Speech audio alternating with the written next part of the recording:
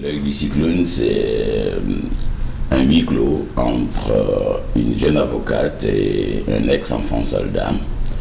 Ex-enfant soldat qui est capturé par l'armée gouvernementale lors d'un assaut. Il a la chance de ne pas être exécuté parce qu'il y a la présence de la Croix-Rouge. Mais c'est un prétexte pour le soumettre à un tribunal. Mais tout est fait à l'avance pour essayer de voir comment trouver le moyen de le condamner. Mais contre toute attente, dans ce procès, on réalise donc que les pattes blanches du lendemain sont en réalité ceux qui activent la guerre et profitent donc des fruits de la guerre. Donc cet ancien enfant soldat et la jeune avocate sont les deux faces d'une même pièce. L'avocate a réussi parce que son père a utilisé les fruits de la guerre et l'enfant soldat, lui, est donc victime de cette guerre-là. Voilà en quelques mots de quoi nous parlons dans l'œil du cyclone. Et donc j'ai eu l'honneur de me voir confier le rôle de l'ancien soldat, l'ancien enfant soldat. Et bien, oh là, c'est Hitler-Mussolini quand même. Une association de deux noms qui ne portent pas chance du tout. Et donc, ce soldat, ce milicien, est brisé, torturé par les affres de la guerre. Il a été enrôlé très jeune, à 8 ans. Et il a vu tuer son père et sa mère. Il a grandi donc dans le maquis, dans la rébellion, et voilà, c'est le résultat de... Il connaît que la mort. Voilà, il ne connaît que la mort. Il est conditionné comme une machine de guerre à exterminer les autres. Et voilà, on tente de le réinsérer dans le tissu social, mais ce n'est pas du tout facile à partir du moment où on a pour seul univers la mort, le viol et le vol. À titre personnel, bravo franchement pour votre interprétation, c'est vraiment bluffant. Est-ce que vous pouvez nous dire comment vous avez travaillé le rôle justement pour être déjà, aussi impressionnant Il fallait compter avec la mémoire visuelle parce que je suis du Côte d'Ivoire et pendant longtemps on a vu venir les enfants soldats du Libéria et du Sierra Leone qui venaient dépenser donc leurs avoirs, le fruit de leur acte et voilà. Donc vous les avez côtoyés?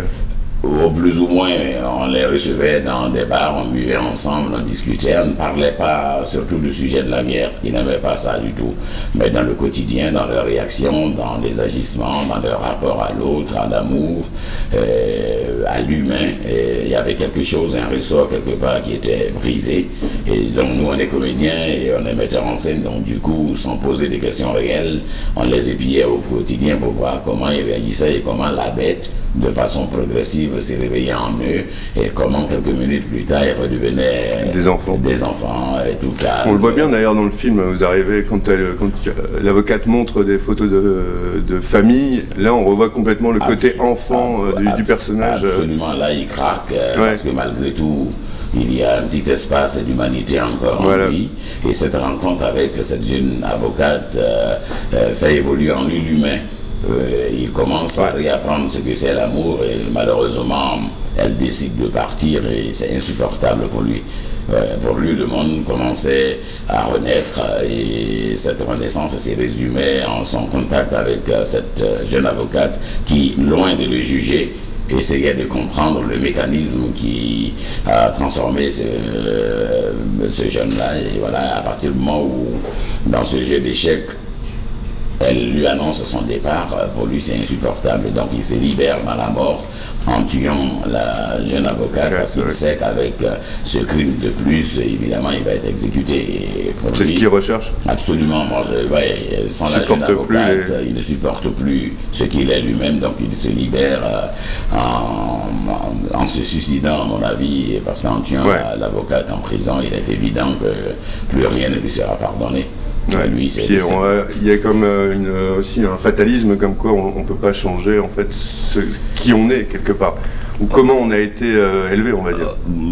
C'est plus fort que lui, on a l'impression. C'est plus fort que lui, c'est le cas du personnage, mais moi je pense plutôt que pour revenir à nos réalités, puisque les enfants soldats, les ex-enfants soldats, on en a partout dans beaucoup de pays du monde. Non, il ne faut pas être fataliste.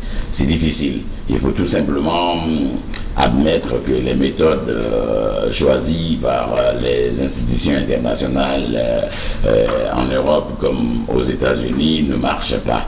Il faut qu'ils admettent que si depuis ces grandes guerres en Afrique, du Congo, en passant par la Sierra Leone et le Libéria, puis la Côte d'Ivoire, s'ils n'arrivent pas à résoudre le problème, ils doivent admettre tout simplement que leur méthode, leur choix fait depuis les bureaux luxueux ne marche pas du tout, parce que chaque pays fonctionne avec un environnement sociologique et les règlements des conflits ou les psys n'ont pas les mêmes méthodes d'un pays à un autre. Non. Il faut peut-être revoir au plan local quels sont les mécanismes traditionnels qu'on peut utiliser. Ce n'est pas $500 à un jeune qui s'est enrichi par le moyen de la guerre, qui ne sait pas demander, qui tue, qui viole et qui arrache quand il a un besoin.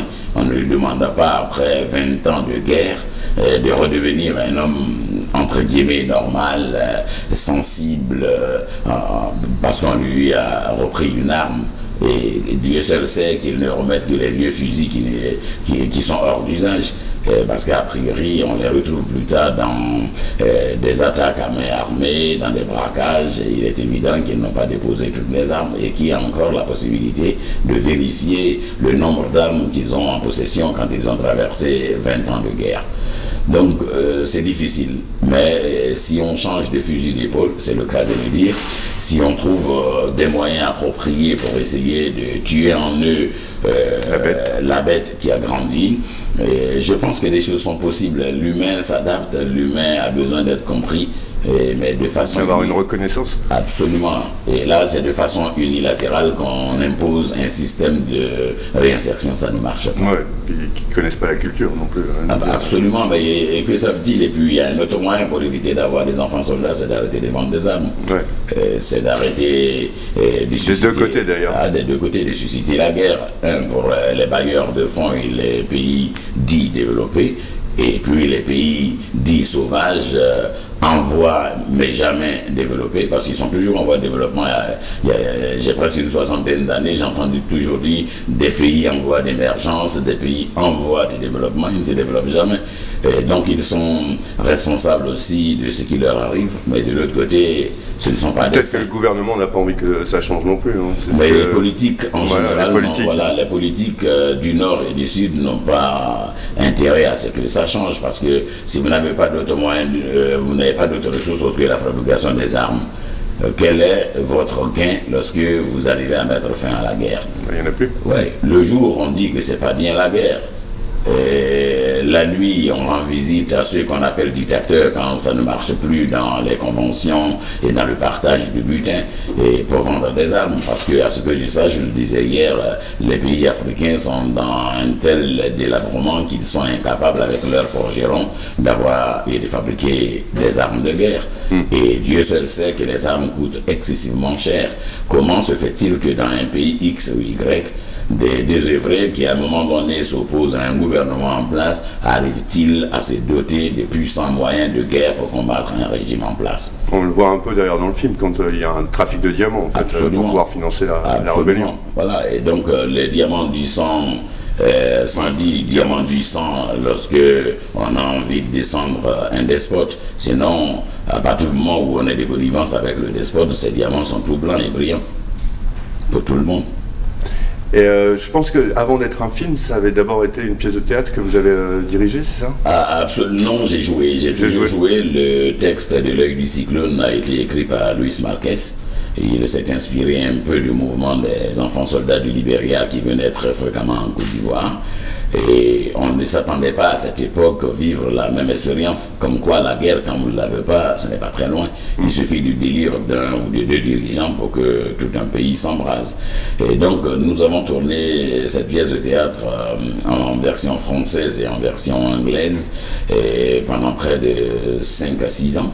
C'est l'un des spectacles qui a tourné le plus d'ailleurs. Et à la fin, nous étions épuisés, pas épuisés de dénoncer la guerre, mais on commençait à se faire vieux. 6 ans, ça fait combien de représentations ça? Ben ça, je ne saurais le dire, pour ne pas dire un faux chiffre, non. Je ne saurais le dire, bon là, suffisamment joué en Afrique, en Europe et aux États-Unis. C'est pour ça aussi, peut-être que vous êtes aussi juste dans le rôle... dans le film, puisque le film est arrivé à la fin des 6 années de représentation. Ouais, c'était un peu notre façon à nous de clore notre aventure sur L'œil du cyclone. Oui et non. pour notre aisance, si vous le dites, dans l'interprétation, oui, parce qu'on connaissait suffisamment le sujet, on était nourri de toute cette aberration, de ces frustrations et de cette destruction programmée du monde, je ne dirais pas de l'Afrique seulement, parce qu'il y a la Bosnie et certains pays de l'Europe de l'Est, c'est pas juste à côté de la Côte d'Ivoire, mais l'animal existe partout.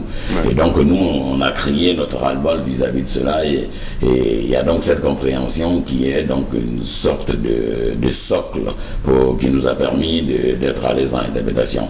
Non, parce que chaque jour est un nouveau jour et un comédien n'est jamais dans la certitude de pouvoir produire ce qu'il a fait hier. Et il y a quand même une différence dans le rapport au public et le rapport à la caméra. Le public est là, donc il y a un lien direct, il y a un public à séduire, à convaincre, et là, froidement, il y a une caméra devant laquelle vous devez puiser au fond de vous-même, dans le calme et dans la détermination à exprimer des choses assez profondes. Et vous êtes inspiré de films ou pour avoir cette justesse dans l'interprétation, ou comment est-ce que vous avez travaillé ça? Parce que quelquefois, vous m'avez fait penser à Anthony Hopkins dans Le silence des agneaux, dans la manière, surtout dans le regard, qui est complètement vide. Donc je me demandais si jamais vous aviez puisé, pas forcément évidemment dans les blockbusters, mais... Non, pour le cas d'espèce, les seules vidéos que nous avons regardées, c'était les vidéos du Libéria. Il y a un film, je ne me rappelle plus le réalisateur, mais ils appellent ça les vétérans. Et ça faisait rire parce que les vétérans, ils avaient 25 ans, ils avaient 30 ans, mais c'était des vétérans. Mais ils avaient déjà 15 ans hier. Voilà, ils avaient une bonne carrière de soldats, de maquisards, et voilà, donc on a regardé certains documentaires sur la guerre.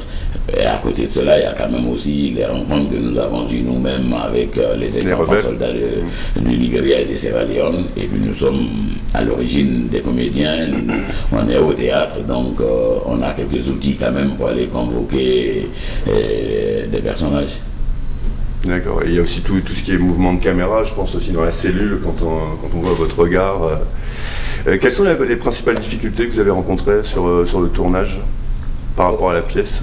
Moi, je pense déjà qu'il y avait assez de difficultés pour la pièce de théâtre, parce que cohabiter avec le monstre Hitler, Mussolini... Ah, mais pendant 6 ans c'est pas évident. C'est schizophrène, non? Ouais, absolument, on porte des séquelles. Et dans la vie de tous les jours? Absolument, même quand on n'a pas de représentation, il suffit d'être seul, de commencer à réfléchir aux idioties qui quadrillent la Terre, et l'image vous revient. On ne s'en débarrasse pas aussi facilement. Et après, quand on arrive au cinéma, c'est encore plus difficile, parce qu'on avait stoppé les représentations de théâtre, je crois, pendant 1 an et demi, 2 ans, et puis on nous appelle encore pour revenir sur nos pas, séduire encore ce monstre, cohabiter avec lui. Et là, c'était encore plus violent, d'autant plus qu'on tournait dans une vraie cellule de prison, et en dessous, dans la nouvelle prison de Ouagadougou, qui a servi de cadre pour les scènes de prison, il y avait de réels prisonniers qui s'émouraient au sous-sol, qu'on entendait crier, et puis c'est quand même étouffant, stressant de se retrouver dans l'environnement carcéral, même si on est convaincu à l'avance qu'on intègre cet univers pour une cause, pour un film, et que ça ne va pas faire 20 ans comme les condamnés. Mais ne serait-ce qu'au plan psychologique, on est déjà condamné quand on est dans cet environnement. Quand vous passez une journée entière à reprendre des scènes, vous êtes enchaîné, c'est assez lourd. Moi, j'ai passé 2 bonnes semaines en dehors de mes enfants, parce que je n'étais pas capable de maîtrise. Je dormais avec... On ne le lâche pas. Si tu le lâches sur un tournage pour des scènes qui vont durer environ 2 semaines, si vous lâchez le personnage... Et que vous redevenez humain, ça va être hyper difficile le lendemain, et ça va se ressentir dans les prises. Donc c'est un voisin sur la durée du tournage. Voilà. Et par rapport à la population, je veux dire, il n'y a pas d'assimilation entre vous et le rôle, puisque ça fait quand même quasiment une petite dizaine d'années maintenant, entre le film, les représentations. Non, pas l'assimilation directe, mais il y a une... quelquefois ça arrive. Il y a une anecdote quand même, c'est que moi je me suis installé au Burkina pendant que la guerre commençait en Côte d'Ivoire, et je logeais donc chez une danseuse, et le bruit commençait à courir, qu'il y avait un rebelle ivoirien. Ah ouais, qui habitait à Ouagadougou. Et cette danseuse-là est amie à Salia et Seydou, les danseurs burkinabés. Et ils ont eu des formations, donc ils sont venus chez elle pour lui dire, mais c'est quoi ce délire-là? Comment tu t'arranges pour abriter un rebelle ici à Ouagadougou? C'est pas normal. Et elle a rigolé, elle a dit, écoutez, je vais vous le présenter, le rebelle, il n'y a pas de souci, il est très gentil. Et elle me fait appeler, je sors de la chambre, et Salia et c'est lui qui se mettent à dire, mais lui c'est pas un rebelle, c'est un comédien. Et bien donc, il y a eu ça, mais la vraie difficulté, je l'ai eu avec les enfants. Et moi, je m'amuse beaucoup avec les enfants et avec les enfants de Mouna, ma partenaire de jeu. Je me rappelle que j'ai dû faire le cheval dans la cour de l'Institut français de Ouagadougou parce que les enfants ont vu la pièce de théâtre et ils m'ont détesté. Et j'entendais des phrases, ils étaient en larmes. C'était associé, quoi. Voilà, ils ont associé, ils étaient tout jeunes. Non, on n'aime plus tonton Fargas, il a tué maman. Bon, j'ai dû m'excuser, mais platement pendant longtemps, et ça vient d'arriver avec le film. Bien que j'ai dit à ma belle famille de ne pas faire venir les enfants à la projection à Dakar, ils sont allés avec des enfants qui m'adorent, avec qui je me balade quand j'arrive à Dakar, et je me rappelle encore la tête de Teddy, et qui dit non, ce n'est pas le papa de Matisse, lui c'est un voleur, il tue les gens. Donc j'ai mis du temps aussi à faire comprendre que là je joue un personnage, mais ça a mis du temps avant qu'ils ne comprennent. On a renoué, on est de bons amis. D'accord, tant mieux. Voilà.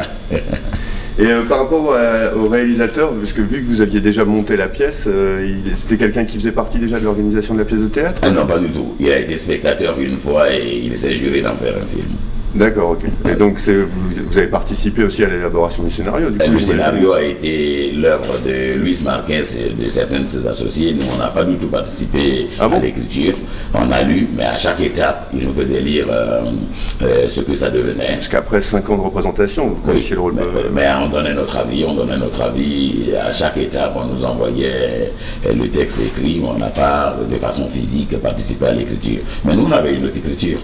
Au fur et à mesure qu'on voyait l'allure que ça prenait, dans le corps et dans l'esprit, on écrivait le jeu. Ouais. Et donc maintenant, je pense que vous avez une troupe de théâtre, enfin, vous avez toujours eu une troupe de théâtre, vous travaillez sur des nouveaux projets Oui, j'ai ma compagnie qui s'appelle Zassa, ça veut dire Mosaïque, association de plusieurs morceaux de pain, une compagnie que j'ai créée en 1984.